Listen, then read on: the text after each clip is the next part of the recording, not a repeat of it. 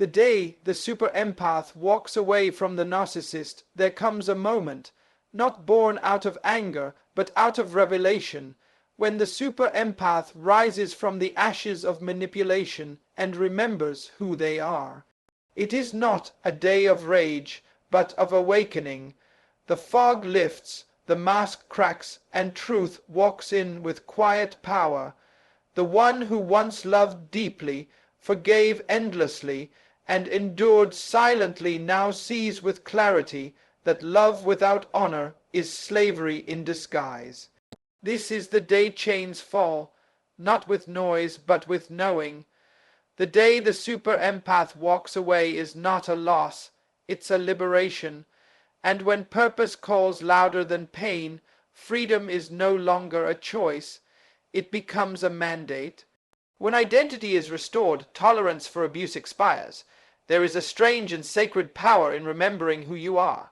For too long, the super empath sensitive, giving, selfless, loses themselves trying to rescue a soul that does not want saving. They pour out, they give, they try, they stay.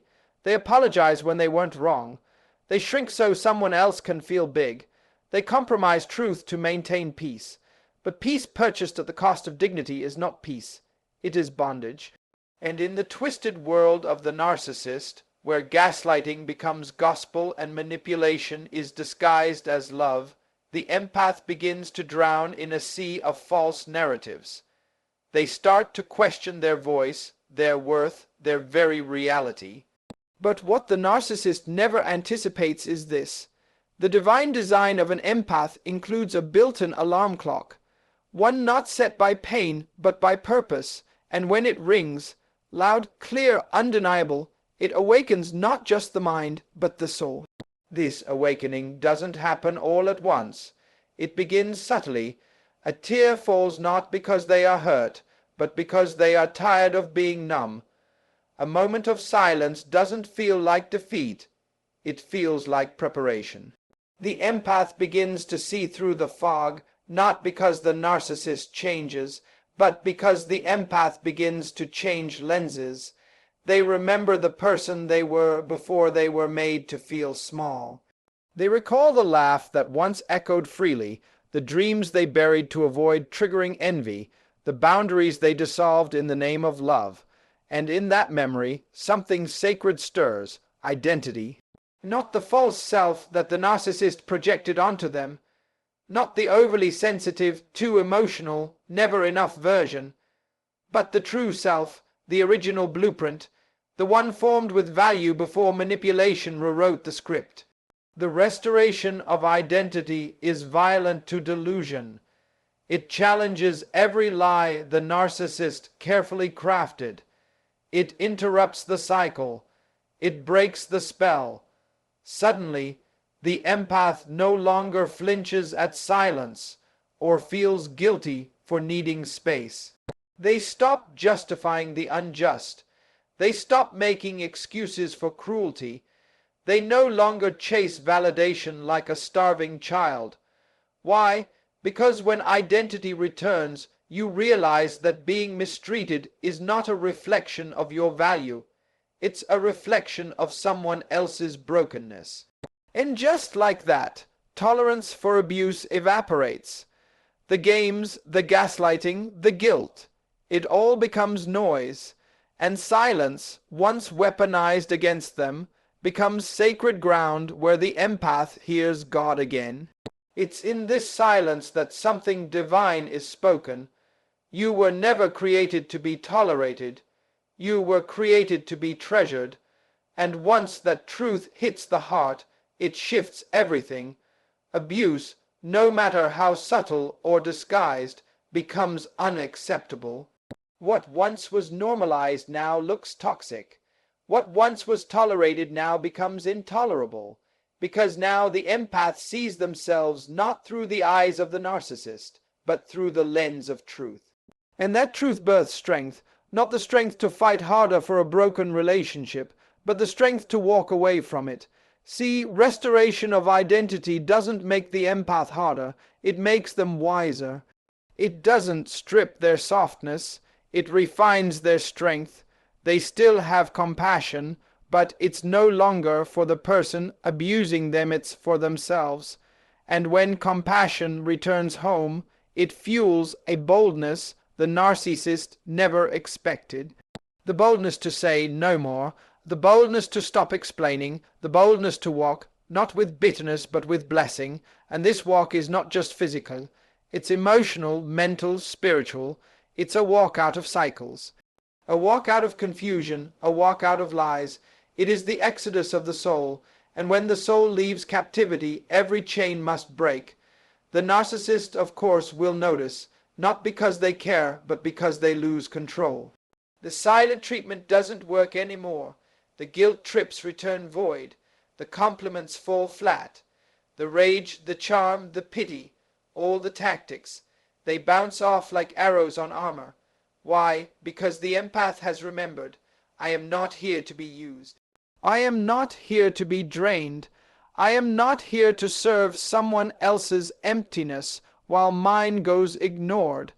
Identity restoration is the death of codependency. It is the rebirth of sovereignty. And when you become whole, you no longer attract brokenness that refuses to heal. The day the super empath walks away is not a single moment. It is a culmination of silent battles. It is the echo of midnight prayers and tear-stained pillows. It is the fruit of years spent loving someone who only loved their reflection in you. And when that empath finally walks, they don't look back. Not because they're heartless, but because they've reclaimed their heart. And when your heart returns to your own hands, you no longer entrust it to someone who only used it as a mirror. You protect it, you heal it, you honor it, and that, right there, is the turning point. Abuse no longer finds access because the locks have changed. Tolerance for dysfunction disappears because peace has become precious. And where there once was self-doubt, now stands self-respect. This is the reward of identity. This is the glory of healing. Not that the empath becomes someone else, but that they finally become themselves. Fully, freely, fearlessly. So to every empath who is waking up, to every soul quietly remembering their worth, to every heart daring to detach from the lie that love must hurt, know this: the end of your tolerance is not your weakness.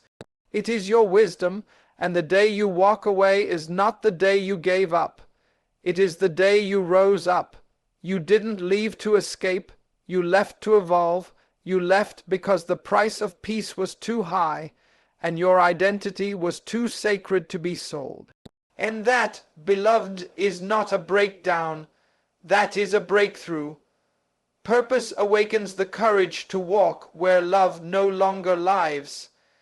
There comes a moment in every soul's journey when survival is no longer enough, when mere existence is no longer satisfying, and purpose begins to whisper louder than pain.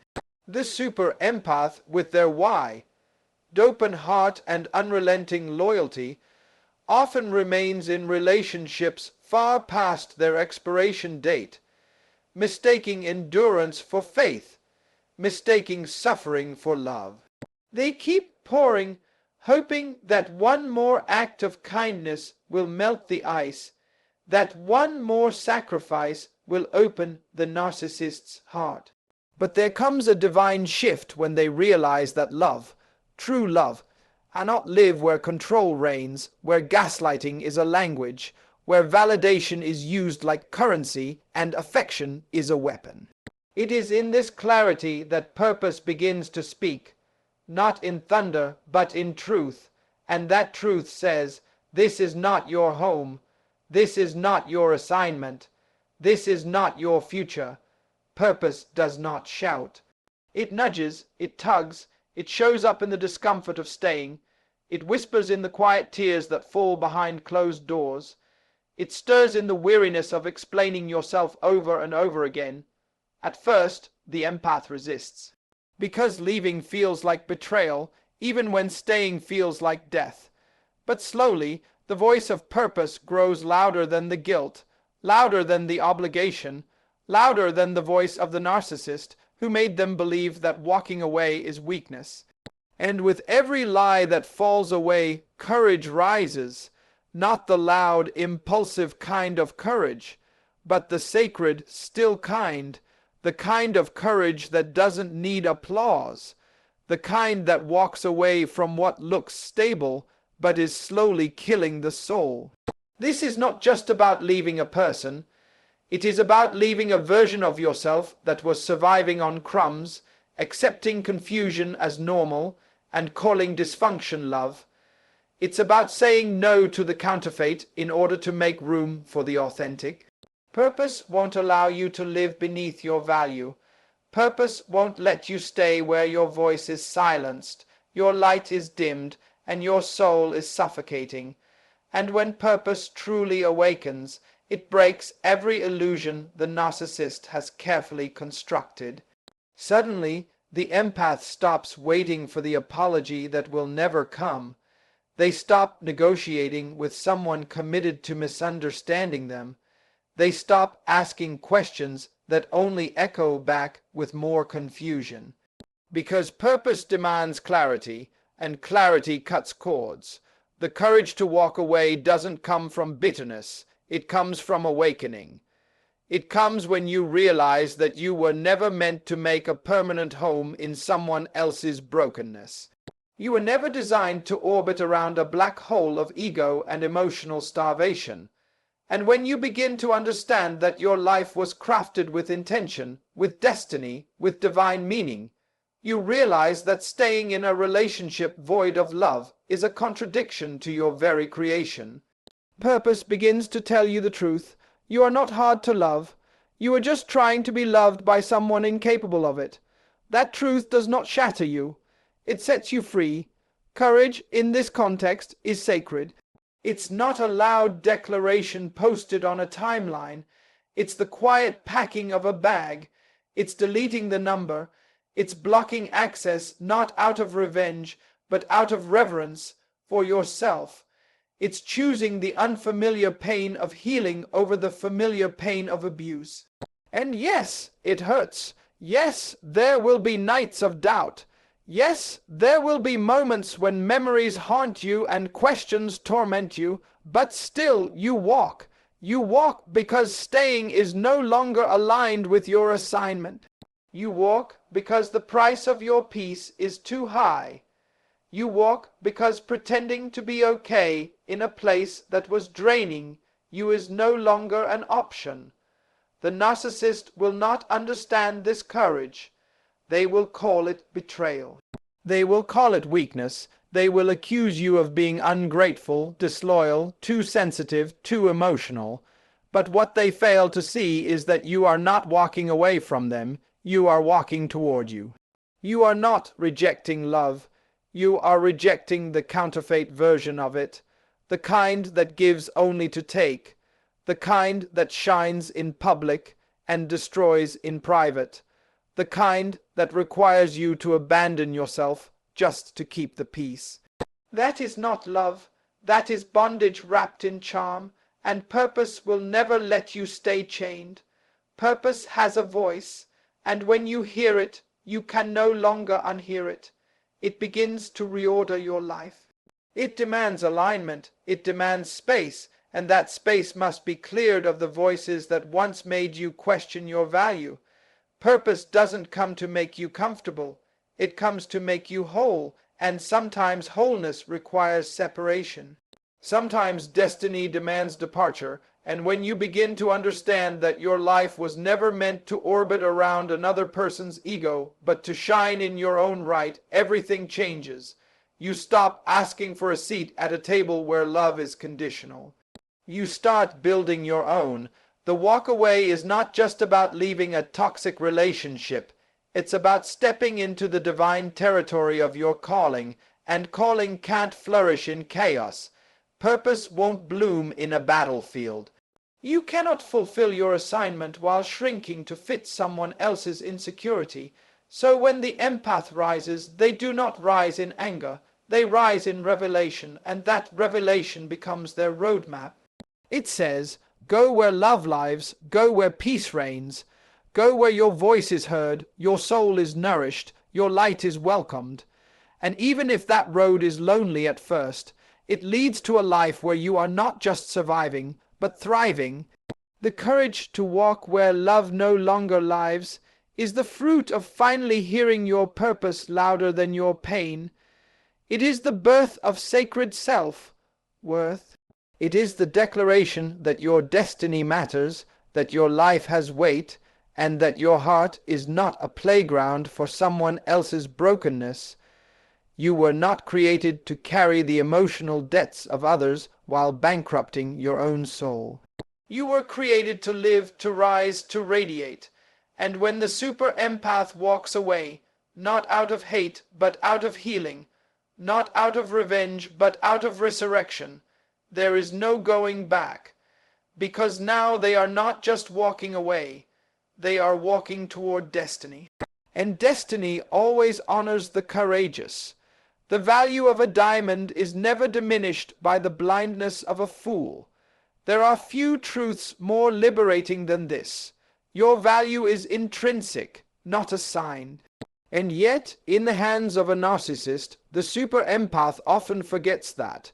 For too long, they are treated like they are common, made to feel like their love is excessive, their presence a burden, their needs too much. Slowly, methodically, the narcissist chips away at their self-perception, not with blatant cruelty at first, but with subtle digs, quiet withdrawals, strategic silence, and manufactured chaos. Over time, the empath, who once walked in wholeness, begins to wonder if they are the problem. They question their sensitivity, their kindness, their willingness to forgive.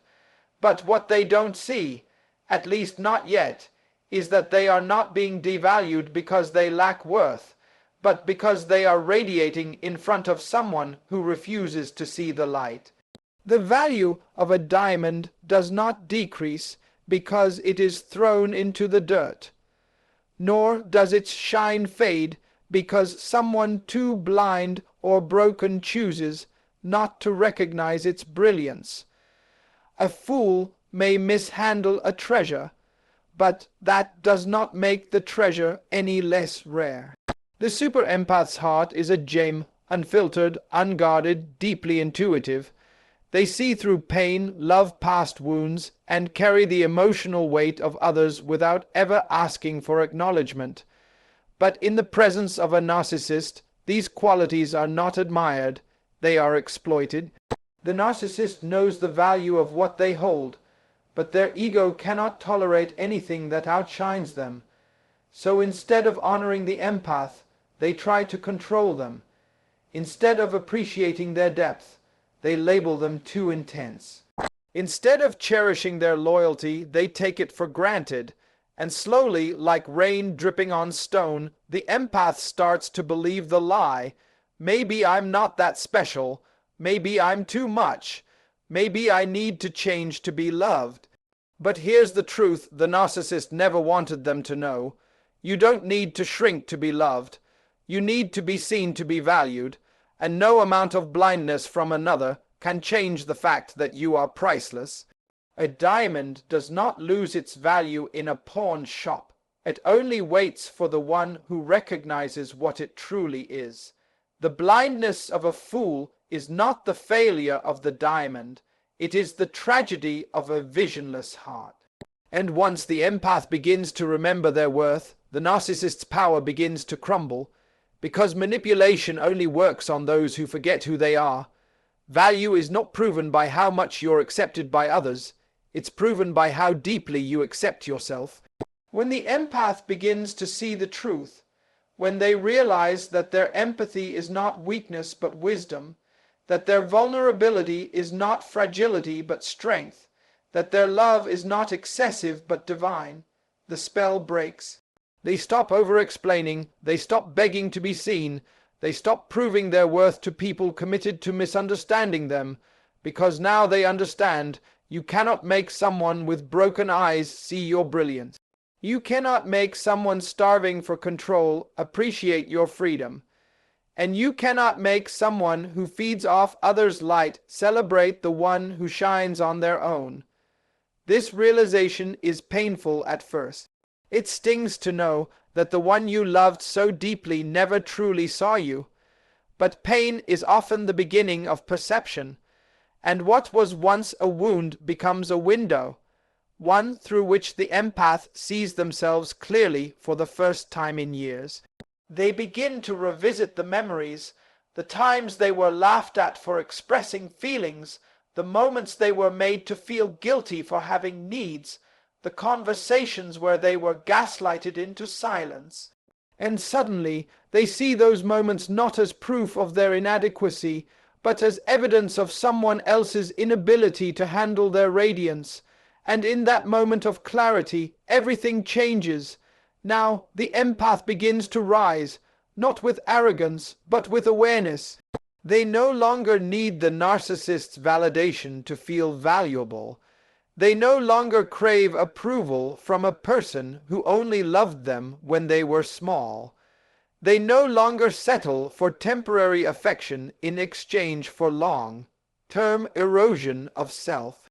Why? Because they have remembered that a diamond does not dull itself for the comfort of the unrefined. The light within them is not up for negotiation. It is sacred, it is whole, it is enduring, and the most beautiful shift happens here. They stop taking rejection personally. They stop blaming themselves for the blindness of the narcissist. They begin to understand that being overlooked by someone unhealed is not a reflection of their inadequacy, but of the other's inability to receive what is rare. You don't change the diamond, you change who holds it. The empath, for the first time, realizes they are not hard to love. They were just with someone who was incapable of deep love. Not because the empath wasn't enough, but because the narcissist was never willing to go deep enough to access the richness of the love being offered. That revelation births a new kind of confidence. Not the loud, boastful kind, but the sacred, silent kind. The kind that doesn't need to be seen to feel secure. The kind that no longer fights for a place in someone else's story. The kind that quietly walks away, not to prove a point, but to protect their peace. And when the empath walks, they do so with a crown invisible to the world but undeniable in the spirit. They walk knowing their value is non-negotiable. They walk knowing they are not a consolation prize. They are a calling. They walk knowing that love, real love, does not diminish, it multiplies. It does not silence, it celebrates. It does not compete, it connects. And so the super empath does not weep forever. Yes, they grieve. Yes, they mourn the dream, but they do not stay buried. Because deep down they are being resurrected by truth. And the truth is, you are rare, you are radiant, and your worth was never dependent on someone else's recognition of it. The diamond remains, whether cast aside or crowned, and when the right eyes see it, there will be no convincing needed. Only honoring, this is the power of self-worth. It transcends betrayal, it rises above rejection. It heals what was broken, and it teaches the empath the most vital truth of all.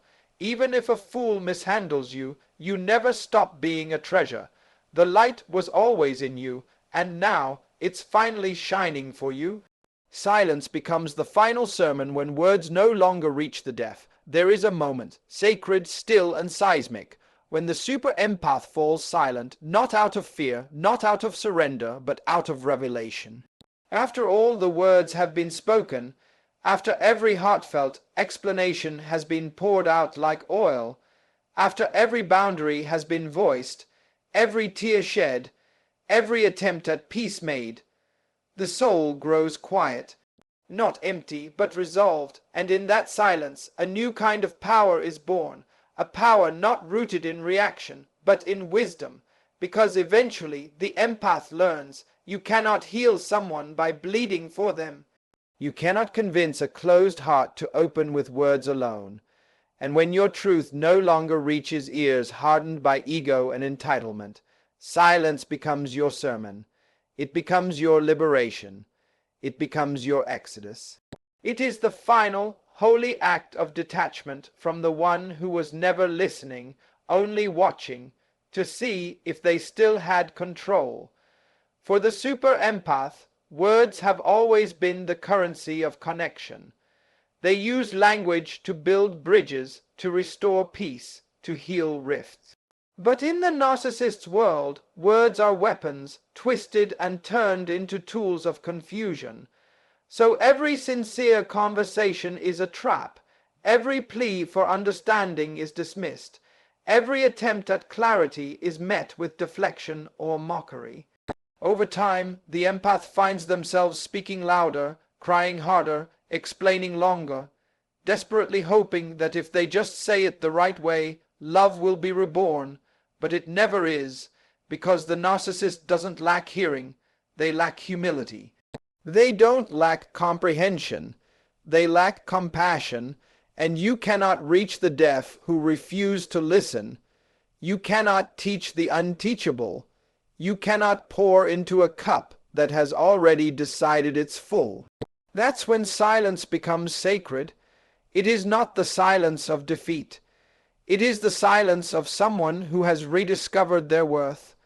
It is the stillness of a soul that has finally understood that no amount of speaking will awaken what pride has made deaf.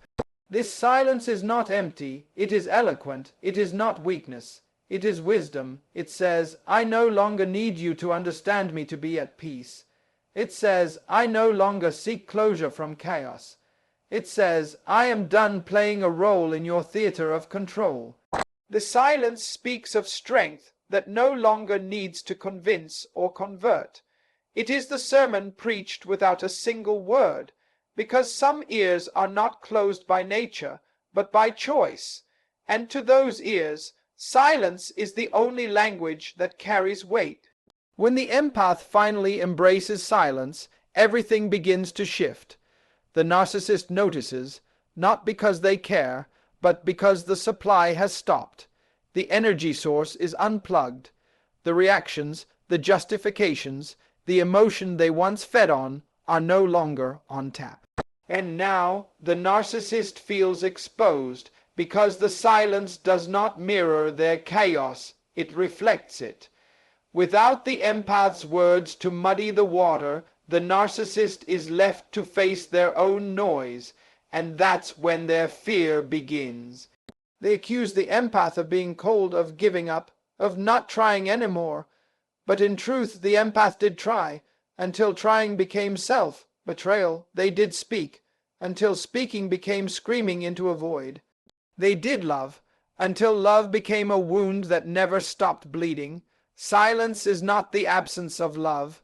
It is the evolution of it. It is love turned inward, love that no longer begs to be abused, love that no longer performs for approval, love that finally recognizes that it deserves to be received, not resisted. And when silence falls, it is not a lack of feeling. It is the fullness of clarity. The empath is not numb, they are done. They are not withholding, they are healing. Because healing does not always look like confrontation. Sometimes healing is quiet. Sometimes it looks like unreturned calls, unopened messages, unfought battles. It looks like walking away mid-argument, not out of pettiness, but because your peace is no longer up for auction. In the narcissist's world, silence is rebellion. It is the one language they cannot manipulate.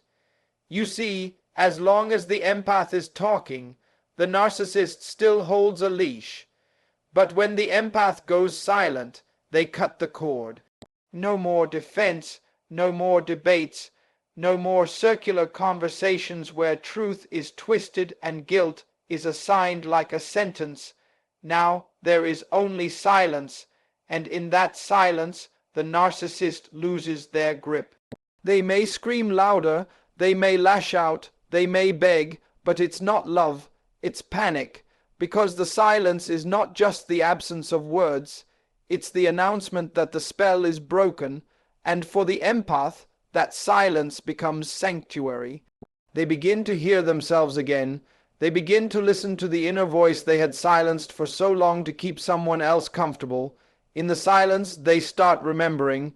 They remember the dreams they shelved, the peace they sacrificed, the joy they forgot they had. They remember who they were before they were reduced, and as they rebuild, the silence becomes sacred space. No more defending their heart to someone who only wanted access, not intimacy. No more explaining pain to someone who caused it and called it love. No more offering truth to someone who weaponized it. In silence, they finally become whole again. This is the sermon the narcissist never expected to hear. They were prepared for rage. They were prepared for tears.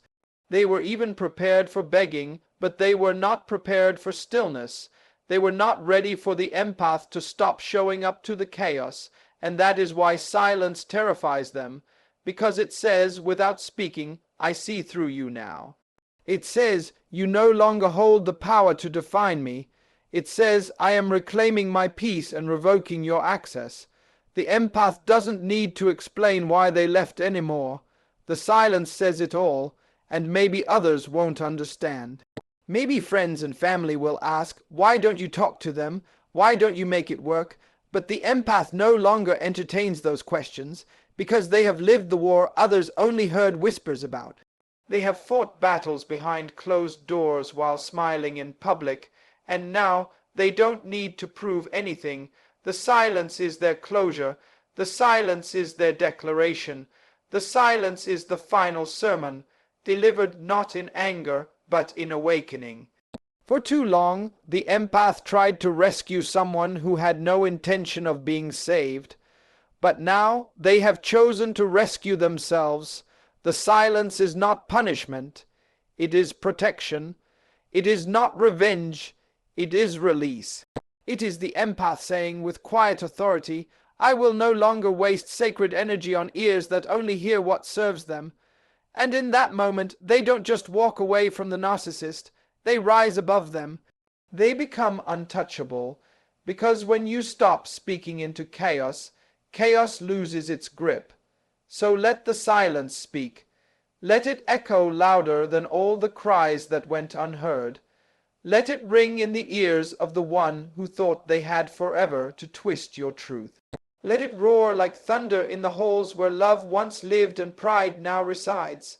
Let it preach the message, I am not abandoning you. I am returning to me, and that is a sermon that only the awakened can understand. The day the super empath goes silent is the day they reclaim their throne. The narcissist never expected the goodbye to be real until the door closed and destiny opened. There is a particular kind of goodbye that rewrites the story. It doesn't come with shouting, with slamming doors, or with dramatic exits. No, this goodbye comes with stillness, certainty, and a sacred kind of finality. It is the goodbye of the super empath who has reached the end, not just of their patience, but of the illusion. It's not about hate.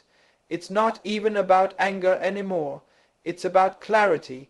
It's about closure that comes from within. Because the truth is, the narcissist never believed the goodbye would come. They thought the cycle would continue.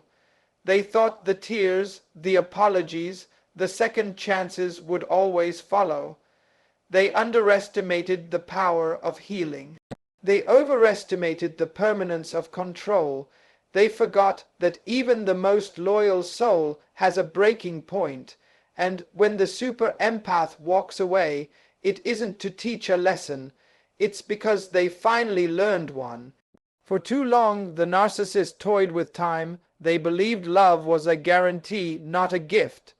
They saw the empath's forgiveness as weakness, their loyalty as foolishness, their patience as passivity. They believed they could leave and return at will, break and repair as needed, wound and bandage on command. But what they didn't know, what they could never comprehend, was that while they were busy playing games, the empath was evolving. Quietly, slowly, internally, while the narcissist perfected manipulation, the empath was gathering wisdom. While they danced in delusion, the empath began dancing with truth. And eventually, the day came when the heart that once waited without conditions no longer answered the call. The goodbye that was once unthinkable became inevitable, but it was never just a goodbye to the narcissist. It was a goodbye to every lie, every cycle, every self, betrayal disguised as love. It was a goodbye to pain normalized and peace postponed. It was a goodbye to walking on eggshells, to second guessing reality, to shrinking oneself to fit inside someone else's dysfunction. And when that goodbye was spoken, not with words, but with action, with silence, with distance, it created a shockwave the narcissist never saw coming. Because for all their control, all their dominance, all their arrogance, they never planned for the empath to wake up. They never planned for the supply to end. They never imagined that the one they tried to dim would one day walk out glowing. You see, the narcissist builds their power on predictability. They study patterns. They exploit emotional habits. And the empath, in all their love, became predictable, too understanding, too forgiving, too willing to believe in potential over patterns. But the moment the goodbye becomes real, the pattern is broken, the narcissist's grip collapses, because manipulation requires a participant, and the empath has exited the game. The narcissist calls, but there's no answer. They provoke, but there's no reaction. They bait, but there's no bite. The silence becomes deafening, not because it's quiet, but because it signals a loss they can't replace. And that's when the true irony strikes. The narcissist, who once treated the empath like they were disposable, suddenly realizes they were irreplaceable. They search for substitutes, but no one compares. Because it wasn't just the empath's love, it was their presence, their soul, their depth, their divine capacity to love from a place the narcissist could never access within themselves. But it's too late, because now the door has closed. Not with vengeance, but with vision. The empath sees clearly now. They understand that love should not be earned through pain, that healing cannot happen in the same environment where the wounds were created. That the same door that once welcomed trauma can also become the gateway to purpose, and when that door closes, destiny opens. The empath doesn't just walk away. They walk into alignment. They begin to rebuild. Not with the pieces left behind, but with the strength they forgot they had. They rediscover joy not tied to someone else's approval. They reclaim dreams that were shelved to survive someone else's storm. They love again, but this time they include themselves in that love. This is not just recovery, it's resurrection. The empath steps into rooms they never thought they deserved, stands on stages they once only imagined, speaks with a voice that was once silenced by shame. And they do it not in spite of what they endured, but because they overcame it. Destiny has a strange way of revealing itself.